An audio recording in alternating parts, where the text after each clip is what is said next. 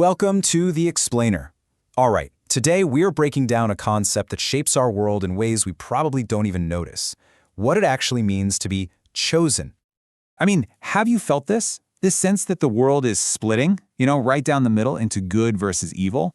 It feels like society is dividing into these two camps, and each one is completely convinced that they are the good guys, the ones who got it right. So let's talk about this great divide, this us versus them world. And look, this isn't just about religion anymore. That whole mindset is kind of seeped into everything. Politics, social issues, you name it. It feels like every single struggle is being framed as this epic battle between good and evil. And you can see it in the language we use, right? Think about terms like the evil empire, the great Satan, the Antichrist. These aren't just words, they're weapons. They're these really harsh labels we use to just condemn our opponents and completely dismiss whatever they're doing without even thinking if there's any merit to it. Now, what's really fascinating here is that this kind of thinking, it's not exclusive to one group. The source material we're looking at shows how this mindset is kind of like two sides of the same coin.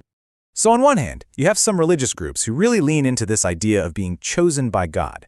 They use it to justify their actions in politics, both domestically and internationally. And then, on the flip side, the source points to what it calls ultra-liberals.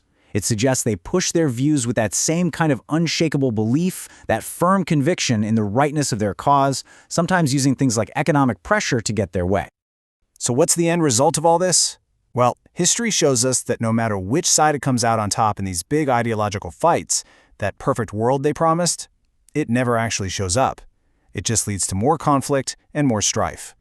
This happens over and over again, which kind of makes you wonder, what if the problem isn't them at all? What if our whole understanding of being chosen is just wrong? Maybe the problem isn't the other side, but a fundamental flaw in how we even define being right in the first place. Okay, so to dig deeper into this, the source material asks us to look at it from a spiritual angle, and it starts with a really important distinction between two words, called versus chosen. You've probably heard this quote before. Many are called, but few are chosen. This is so key. It straight up tells us that being called and being chosen are two totally different things. Just because you get the call doesn't mean you automatically make the team, so to speak. So what is the call, then? Well, it's described as this universal invitation, a kind of spiritual call to all human beings. It's a call to grow, to do things that are ennobling, and it's not just about religion. It covers all aspects of life. And the chosen? This is where it gets really interesting.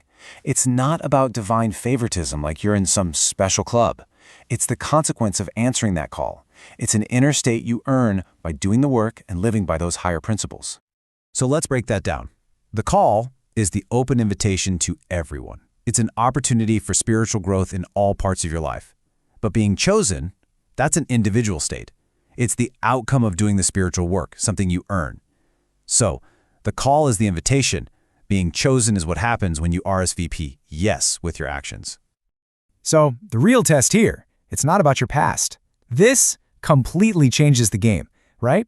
It means being chosen isn't about your history or what group you belong to. As the writer Abdrushan puts it, do not concern yourself about what you have been on earth in former times. It doesn't matter if you were an emperor, a king, an apostle, or a pope. All that past stuff, totally irrelevant. What matters, according to this view, is a three-part test of the present. First, are your activities constructive and upbuilding?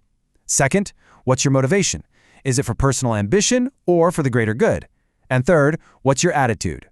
Do you act with understanding, respect, and tolerance? And this all leads to a really powerful idea about an individual's choice. This whole path is deeply personal. Because at the end of the day, being chosen isn't a group identity. It's not a label you can slap on your team. It's an individual, moment-to-moment way of being. Abdrushan puts it like this. The law of creation is asking one single, powerful question to every single person. Man, how do you stand? So, let's bring it all home. If being chosen isn't about our beliefs, our group, or our past, but about our actions, our motivations, and our attitude right now, it leaves us with a pretty powerful question to ask ourselves. In this very moment, how do you stand?